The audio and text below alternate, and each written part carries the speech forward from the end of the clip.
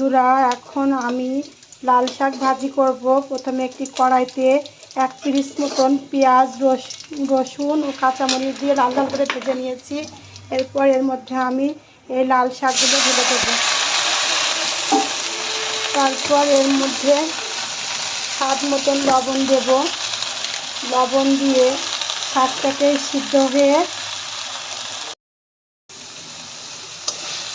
শাকটা সিদ্ধ হয়ে গেছে, ভাজি করে ফেললাম।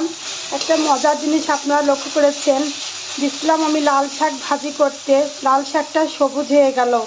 এটাই আসলে বাস্তব যে আমরা ভেজাল জিনিস খাচ্ছি, সার দেওয়া জিনিস, যেগুলো আমাদের শরীরের জন্য প্রতিনিয়ত আমাদেরকে অনেক রোগ ব্যাধিতে আক্রান্ত করতেছে।